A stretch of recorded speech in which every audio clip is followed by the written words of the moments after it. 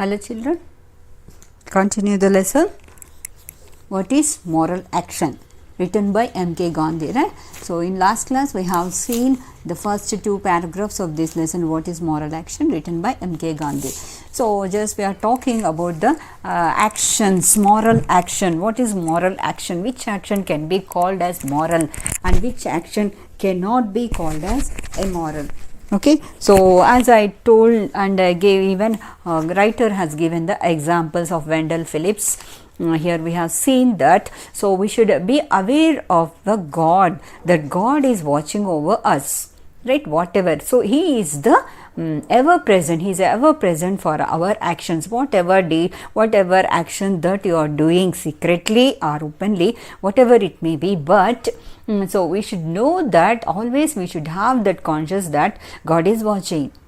So we may think no one is watching over us, but so we should think that God is watching. So you should have that conscience. Okay, you know that inner mind, right? So that can definitely will be the witness for your deeds. Also, that's what. So whether you are doing the good action or bad action, whatever it may be, but you are the responsible for your actions, and at the same time you should not think that no one is watching but God is watching. That's what he has written in the second paragraph, last few lines. Let's move to the third paragraph. So it is not enough that an act done by us is in itself good. Okay. How can we say like that? And also it should have been done with the intention to do good. Okay, so not only you have the good action, whatever action that you have done, that is good, but so the intention also should be good. That is very important. Okay, the intention, whatever intention is there, that should be good. Otherwise, waste. That's what he is telling. Okay, your intention.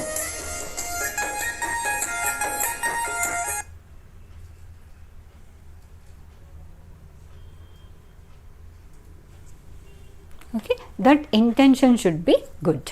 And that is to say whether an act is moral or otherwise depends upon the intention of the doer. So remember, first action, when an action can be called as moral, means first thing is the intention should be good. Next, so here he is explaining the moral action. Gandhi is explaining by giving some examples here, very important. So listen carefully. So in your example, two men may have done exactly the same thing. Imagine two men, they have done the same action, but the act of one may be moral and that of the other the contrary. Means two people, they have done the same action, but one person actions have been considered as moral and others is not moral. Why? So what could be the difference? Let me explain this clearly. So take for instance a man who out of great pity feeds the poor, and the another who does the same but with the motive of winning prestige. Underline that, winning prestige. And another one is out of great pity he had fed the poor people. Means he has served the poor people because of his kindness, because of his love towards the poor people. So he fed the poor people. And another person also did the same act, but what is the intention of that person? Winning the prestige. So he wanted to show his richness. See how good I am, how rich I am, how much money I have. So he had the selfish motive. Understood? So that's why first person who has done that action, the same action out of his love and out of his pity, that person act is considered as moral action. Same action, right? Both have done the same deed. They have, that first person had fed the poor people, second person also fed the poor people. But why not second person act is not considered as a moral action? Because he has the selfish motive. What is that? Winning the prestige. Though the action is the same, the act of the one is moral and that of the another is non-moral. One example, remember that. So, feeding the poor people, that is one example. Let's move to the next part. The reader here ought to remember the distinction between the two words non-moral and immoral. Non-moral and immoral, that is, difference is there. Immoral is too bad. Let me expand here. So, it may be that we do not always see good results flowing from a moral act. That is also important, right? Always, sometimes we feel, okay, how many years, how much time should I be doing the good, but I am not getting any good thing from that person. Right? Sometimes we feel we'll be feeling fed up about that action, but it is not like that. So, while thinking of morality, all that we need to see is that the act is good and is done with good intention. So, we should not expect any good while doing the good action towards the other person. We should not expect the same from the person. For example, so on the way you are going and you might have seen any poor people. Okay, you will give some money to him. Can you expect some in return from that person? Can you expect any help from that person? No, we can't. We should not expect. That's what he is telling. Okay. The result of an action is not within our control. Just we have to do good. That's it. We should not expect the good or we should not expect the result of that action. Of course, definitely the time will come and that time you are going to reap that. Whatever you are sowing, definitely you will be having the fruit. But who will be the giver?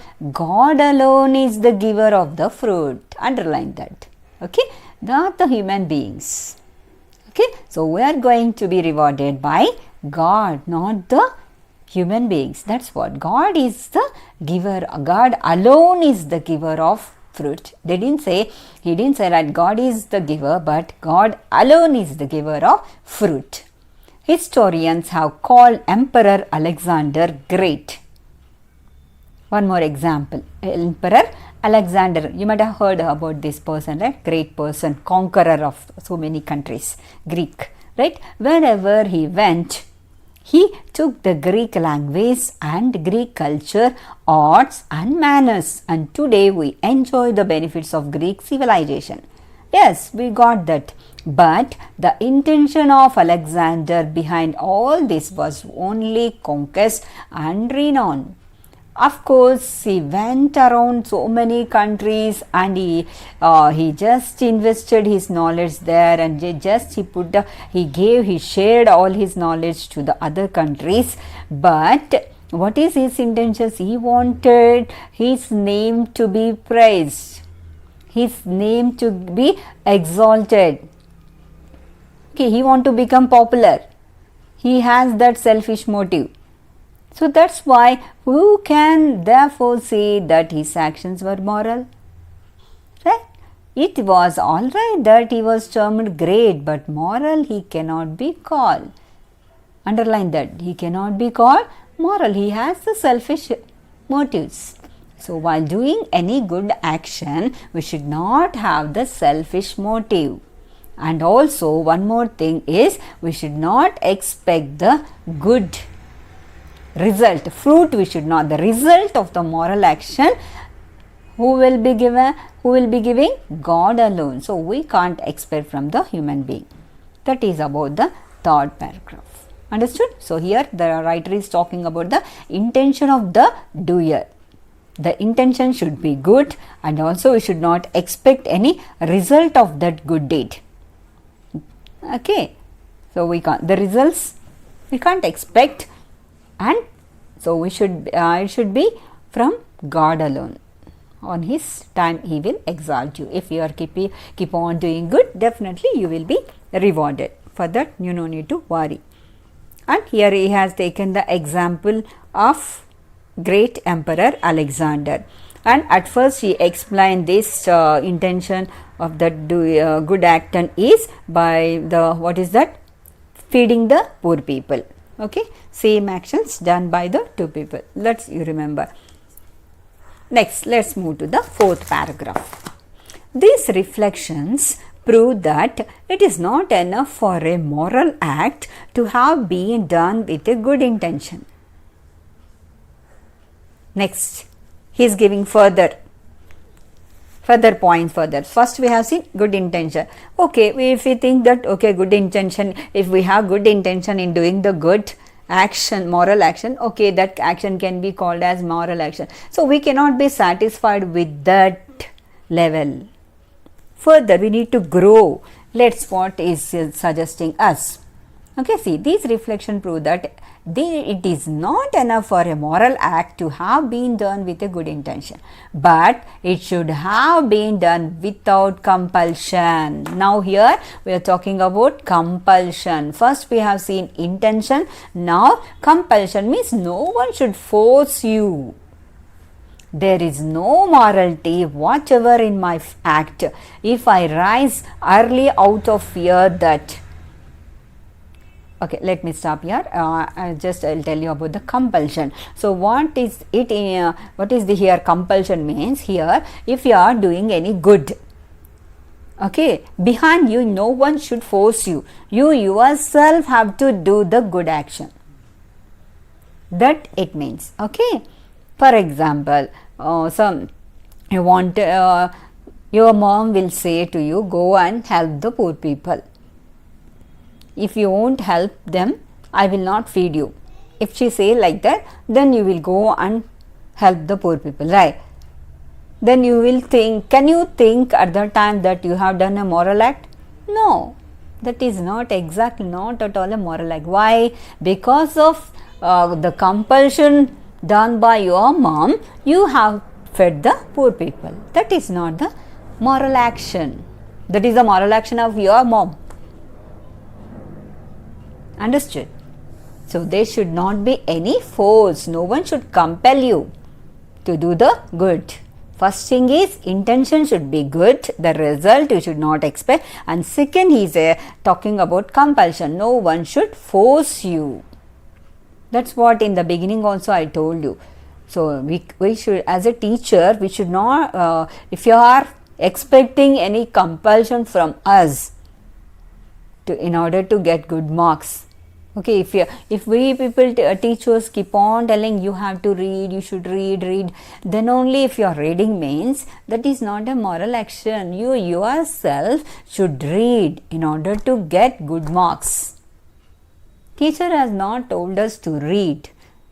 So why should we read? If you are thinking like that, who will be benefited? Who will be lost? You. That's no one should force you. That action, good action should come from your heart. That's what the definition of moral action, the Gandhi, so according to Gandhi, he gave, no, what is that? Must spring from your own will. It should come from your own will. No one should force you. That's why. So here Gandhi is giving his own example. See here, there is no morality whatever in my act. If I rise early out of the fear that if I am late for my office, so here out of fear he got up early in the morning and he wanted to go to office, or else I may lose my situation. It means that no, he should not fear the manager and go to his office on time. So because of that he can't get up early. That is not a moral action. So simple example, let me explain in clear manner. For example, you are coming, so we have the rules, right? You should come to school on time before 8:45, like that. Okay. Then only because of that, if you are not coming to school on time, what we are going to do? So we will give punishment. So because I want to escape from the punishment, if you are coming to school on time, that is not a moral action. That is not a moral action. You are thinking that, okay, if I want to go to school early, my mom will beat me, my teacher will beat me. That's why I should go to school early, on time, before time. So that is not a moral action. Understood? So you should have that discipline, own discipline. Because of someone's force, someone's compulsion, you cannot do the moral action. If you are doing also, that action cannot be considered as moral action. So without compulsion should be. Another example also is giving. Let me explain. Similarly, there is no morality in my living a simple and unpretentious life if I have not the means to live otherwise. Humble life. Unpretentious means what? Humble. So humble. He is humbling himself. Okay. How? So, simple life. Of course, he is very poor and he is leading simple life. There is no morality.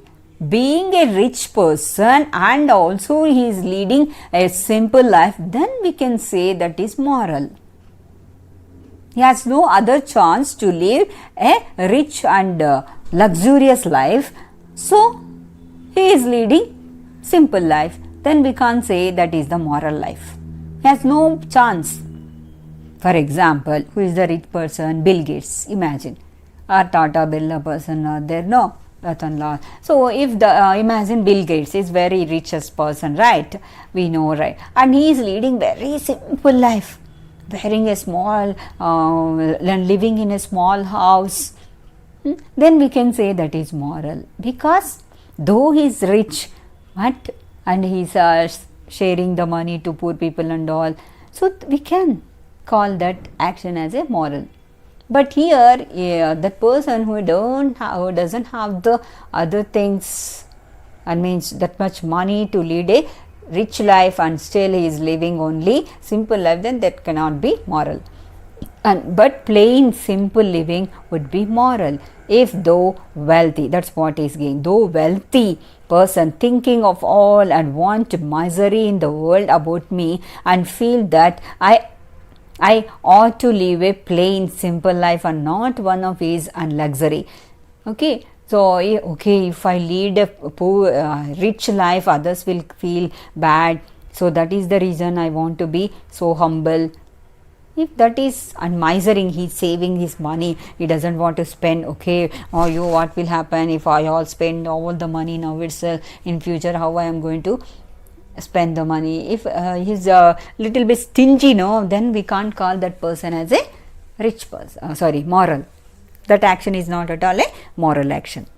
Likewise, it is only selfish, right, and not moral. You might have heard the lesson Surender in 8th standard, right? Same miser, how he was, though he was rich, but he couldn't spend the money even for his family members also. So, that is not a moral action. So, here, likewise, it is only selfish and not moral of an employer to sympathize with his employees or to pay them higher wages lest they leave him. Listen carefully. So, here, one more example Gandhi is giving. What is that? The employer. Employer means what? The manager, the head of the company who gives the salaries to the other people. So, imagine the manager, he doesn't have the kindness, but still he is paying higher wages, high salaries. Why? The reason is, if we won't pay that much money to that employees, they will leave the company.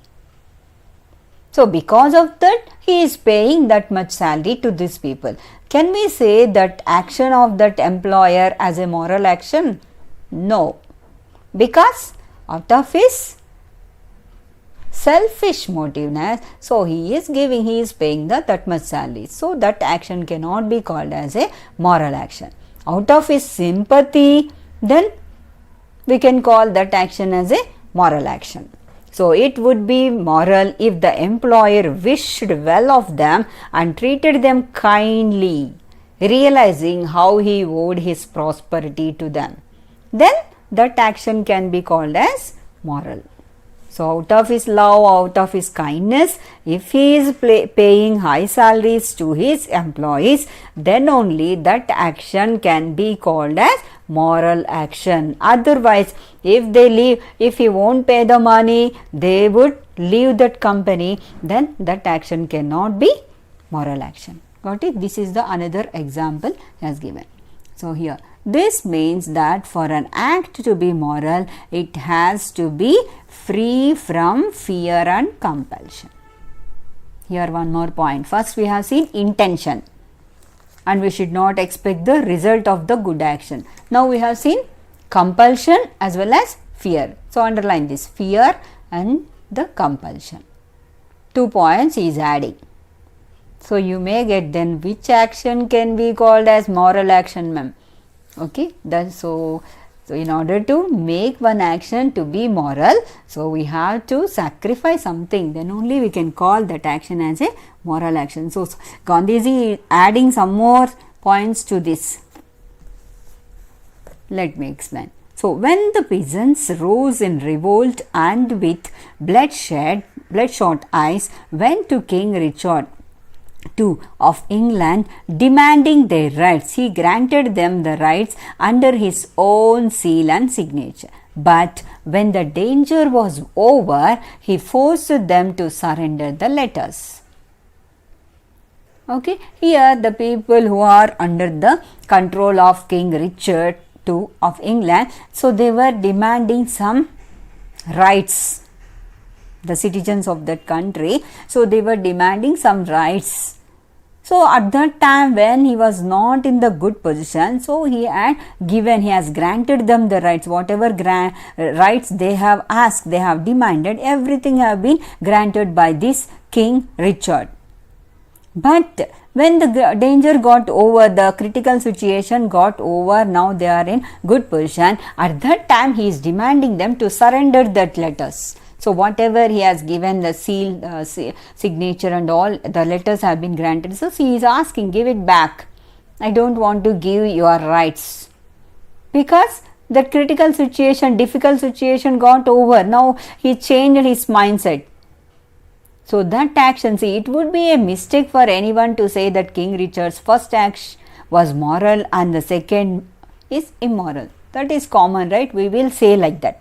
First, when he is in danger, he needs the people. At that time, he accepted all the desires of the people, all the demands of the people, and he has granted their rights, whatever rights they have asked, he has given. But when the condition become normal, he is in prosperous mode, at that time, again he changed his mind and he is demanding them to return his letters. So, first action is moral and second action is immoral. Generally, we will say like that, right? So, that's what Gandhi is writing. For his first act was done by only out of fear and had an issue of morality. He doesn't have the morality. He didn't think about the morality. The people are poor, so I have to help the poor. He didn't think like that. Because of fear, he has granted their demands, or not out of his sympathy, out of his love or out of his kindness. Just because of fear of people, he granted the rights. So, that action also cannot be called moral action. Now, let us move to the 5th paragraph. Just as a moral action should be free from fear and compulsion, so should there be no self-interest. One more point, underline that. So, first we have seen intention, fear and compulsion, and one more is self-interest. So, there should not be any self-interest. Of course, it is also little bit linked with intention of the act, doer. So, this is not to say that actions prompted by self-interest are all worthless, but only that to call them moral would detract from the moral idea. Okay. So, whatever action that every day we are seeing, every action is done with the self-interest only. So, all the actions we can't say they are not at all worthless. Okay, they are worthless. We can't say like that they are all worthless. But some actions according to this principle, so we have to call that action as a immoral action. So that means self-interest should not be there. So like how we have seen in this example, right? Two people, they are feeding the people. One intention is good, another intention is selfish motive. So all the actions we can't call them as a immoral or moral. So that honesty cannot long endure, which is practiced in the belief that it is the best policy. As Shakespeare says, love born out of the profit motive is no love. Okay, if you are loving a person with profit motive, means if you are expecting something from that fellow and you are loving, then that love is not at all a love. So according to Shakespeare. So what is so, as Shakespeare says, love born out of the profit motive. So you loved a person because you are expecting something from that. If you love that person, so you will get something from that person. Maybe that girl is rich or that boy is rich. That's why if you are loving that person, then that is profit motive. That is not a moral action. That is not at all a love. We can't call that love as a love. That is selfish. That's what Shakespeare has made this statement.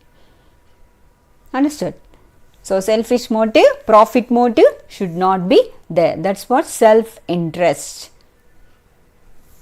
Then we can't call that action as a moral action. Let's move to the 6th paragraph. Just as an action prompted by the motive of material gain, underline material gain here, on earth is non-moral. If you are, so you may get the doubt, right? You will be distracted. So how many points you are going to add, ma'am? You will get doubts. So it is not my points. Gandhiji has written like this. So we have to learn it. Let me explain how he is going to conclude the lesson. So one more point is adding material gain. So what is material gain here? See, just an as action prompted by the motive of material gain here on earth is non-moral.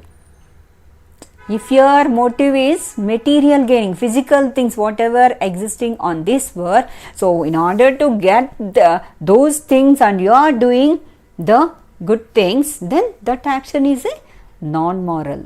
So also another done for considerations of comfort and personal happiness in another world is non-moral. So you should not seek your comfort, you should not seek your happiness while doing the good actions for the sake of others.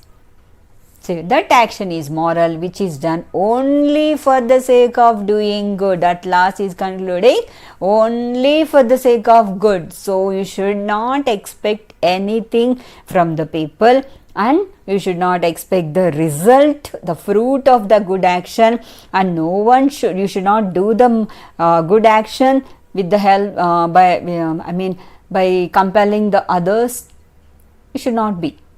And then only intention should be good. For the sake of doing good, then only that action is moral.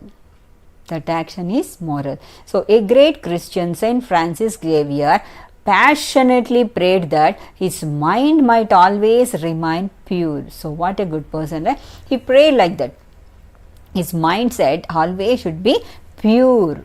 No bad, no jealous, no anger, nothing should be there, not all the evil things. He wanted to erase all evil things from his mind. His mind should be always pure.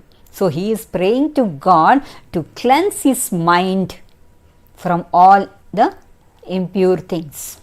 Here pure and impure means not the physical things but related to mind.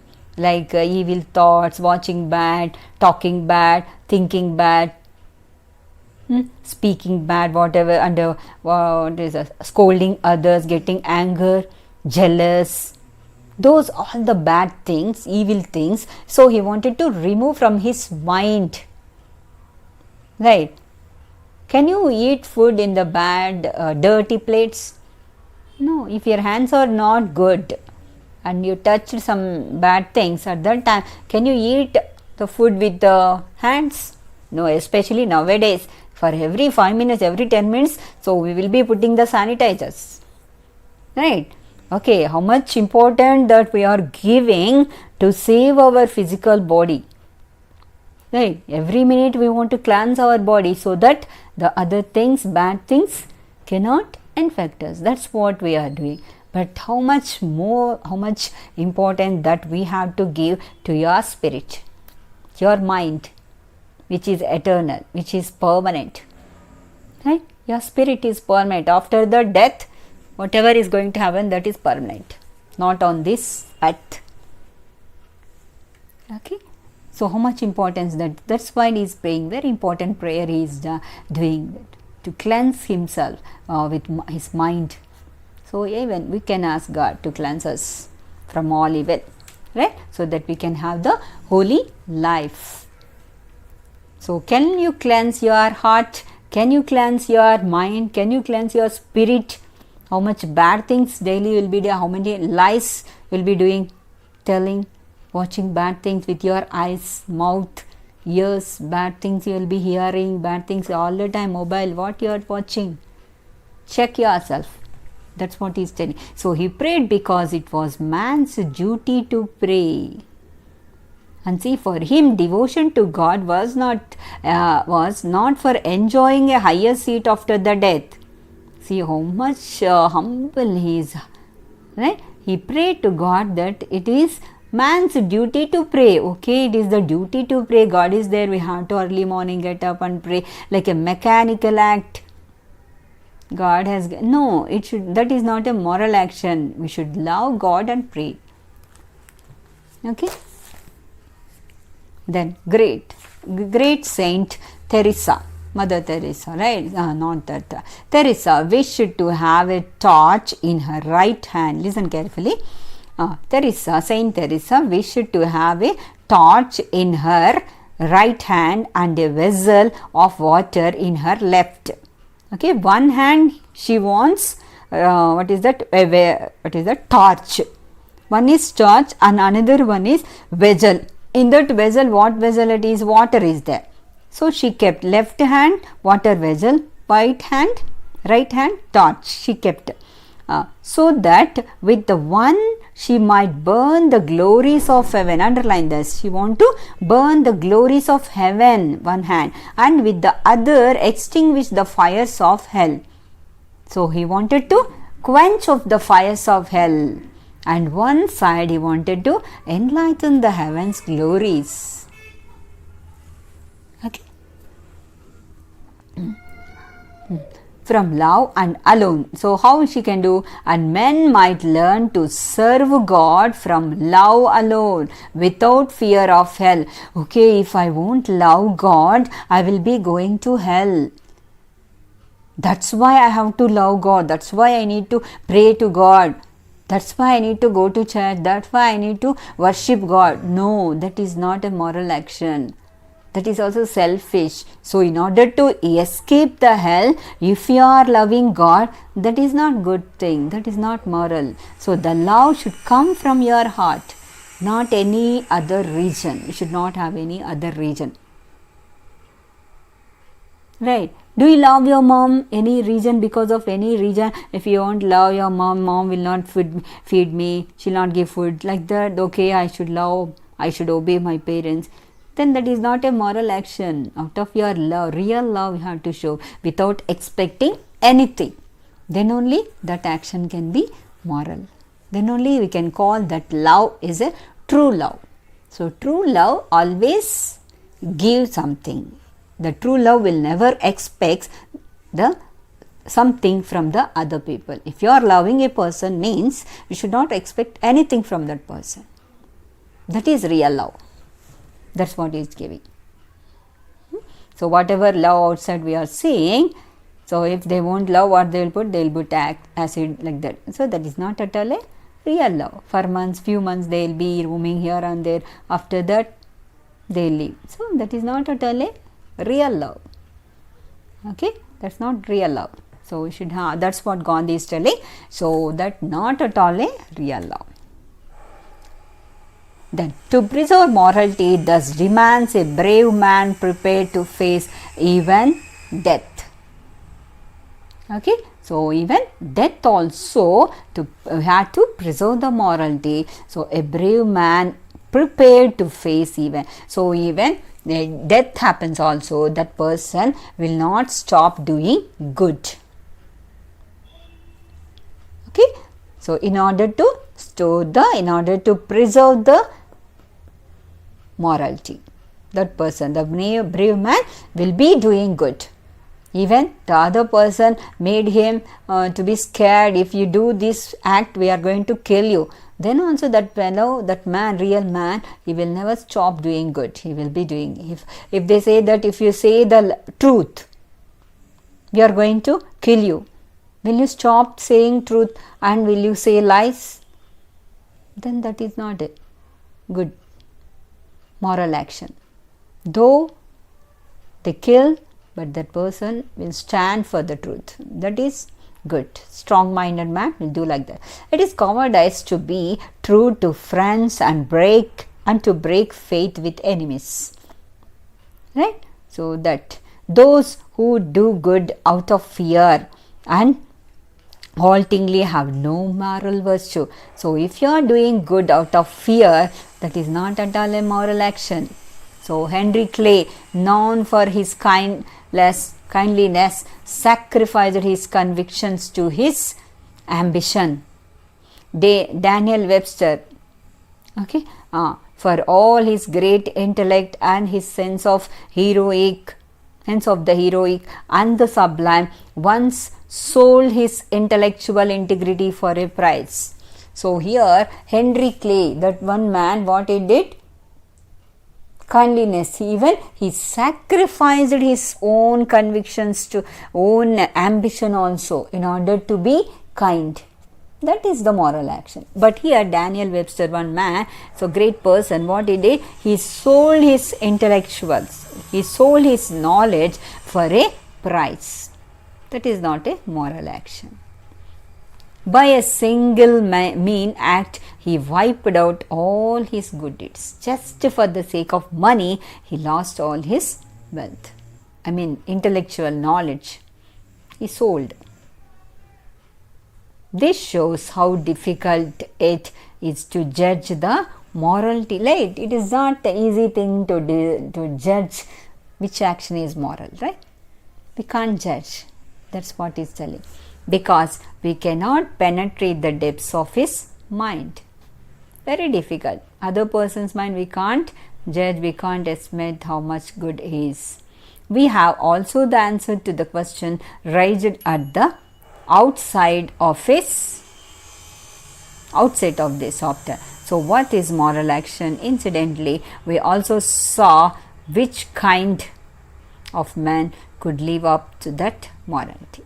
So he explained. So even in this lesson we have seen, but so many examples he had given, but still we can't identify which is moral action. It is difficult to judge moral actions because we can't penetrate the depths of his mind. That's here Daniel, why he sold the intellectual knowledge, that we don't know. Okay. So even different person will be having. So we also saw which kind of man could live up to that moral. So how many people, what type of person can be good in doing the moral action, can serve in doing the moral actions.